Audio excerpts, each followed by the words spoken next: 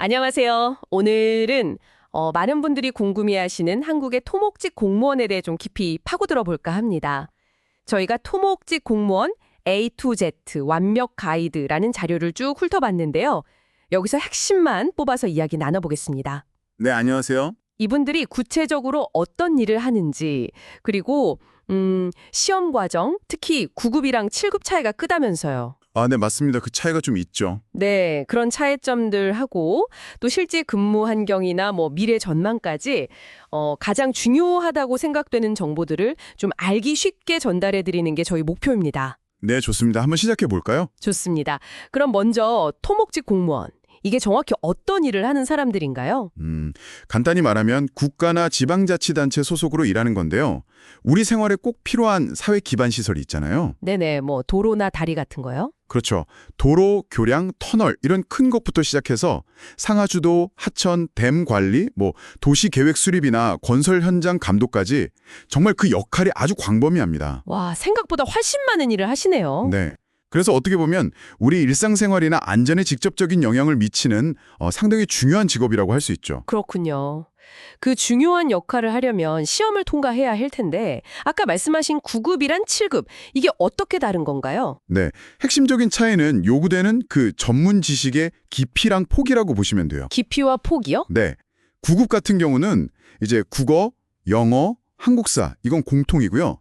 여기에 전공 과목으로 응용역학 개론하고 토목설계를 봅니다. 응용역학 개론, 토목설계, 약간 기초적인 내용인가요? 그렇죠.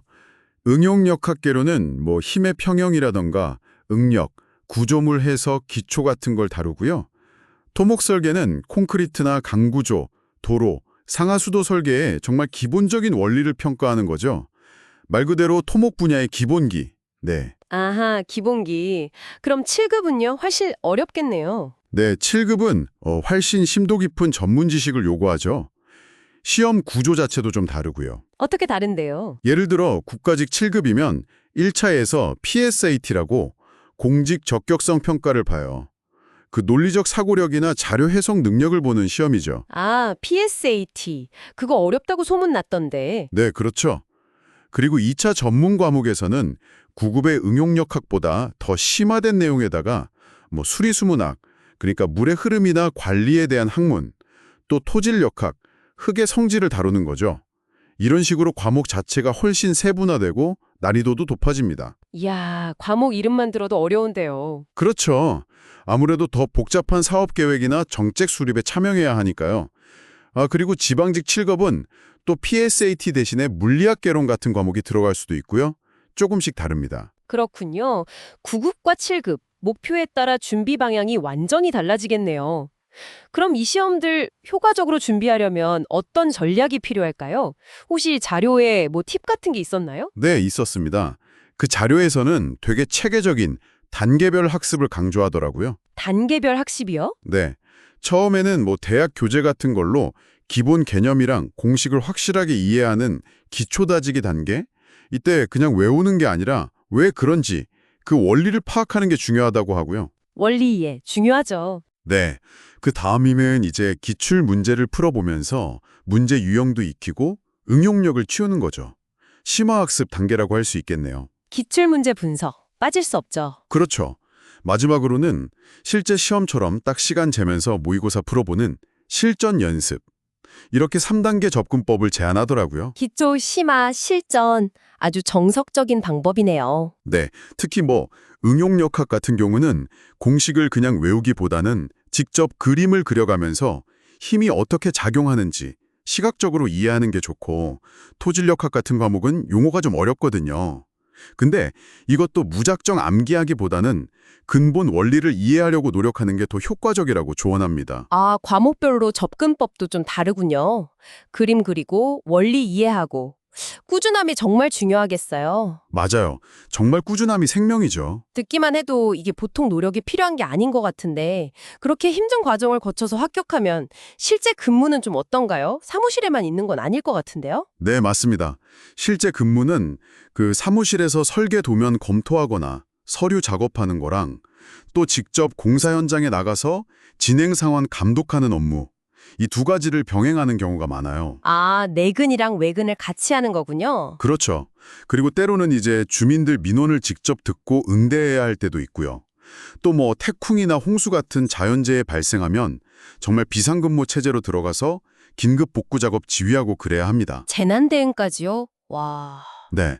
그래서 생각보다 현장 중심의 외근이 꽤 잦을 수 있습니다. 야외 활동도 많고요. 정말 다재다능해야 하는 직업이네요. 사무실일도 잘해야 하고 현장에서도 뛰어야 하고 민원 응대, 비상 상황 대처까지. 어휴, 네, 그렇죠. 이런 어려움도 있지만 그래도 토목직 공무원만이 갖는 매력이나 장점 같은 게 있을 거 아니에요. 그리고 앞으로 전망은 좀 어떤가요? 가장 큰 장점은 역시 그 직업의 안정성이겠죠. 공무원이니까요. 그리고 또 하나는 내가 배운 전공 지식을 활용해서 정말 사회 기반 시설 구축에 직접 기여한다는 그런 보람. 보람. 중요하죠. 내가 만든 다리, 내가 참여한 도로를 보면서 뿌듯함을 느낄 수 있겠네요. 맞습니다. 그런 자부심이 크다고 들어죠. 그리고 미래 전망도 저는 꽤 밝다고 봅니다. 어떤 점에서요? 앞으로는 그 스마트 건설 기술이라고 해서 예를 들면 빔, 빌딩 정보 모델링 같은 디지털 기술 활용 능력이 점점 더 중요해질 거거든요. 빔이요? 3D 모델링 같은 건가요? 네, 비슷합니다. 그런 디지털 역량이 필요해지는 거죠.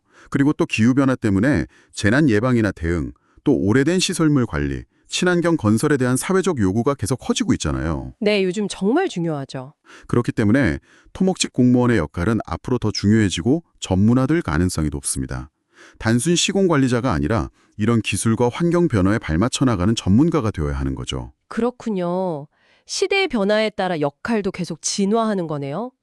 그 합격자들 조언 중에서도 기억에 남는 게 있었는데요. 뭐 계획적인 학습, 꾸준함, 기출 분석 이런 건 당연한 거고 의외로 스터디 그룹을 통해서 동기부여를 많이 받았다는 얘기랑 절대 포기하지 않는 마음 이게 핵심이었다는 말이 좀 와닿더라고요. 아, 맞아요. 혼자서는 힘든 과정이니까요. 서로 의지하고 격려하는 게 큰 힘이 되죠. 그리고 정말 그 포기하지 않는 마음, 이게 수험 생활의 가장 중요한 동력일 겁니다. 네, 오늘 이렇게 토목직 보문원에 대해서 정말 깊이 있게 알아봤습니다. 어떻게 보면 우리 사회에 그 뼈대를 만들고 또 유지하는 잘 보이지 않는 곳에서 애쓰시는 영웅들이 아닌가 싶네요. 그렇죠. 정말 중요한 역할을 하고 계시죠. 체계적으로 잘 준비하고 또 강한 의지만 있다면 이 방송을 듣고 계신 여러분도 이 가치 있는 분야의 전문가가 충분히 되실 수 있을 겁니다.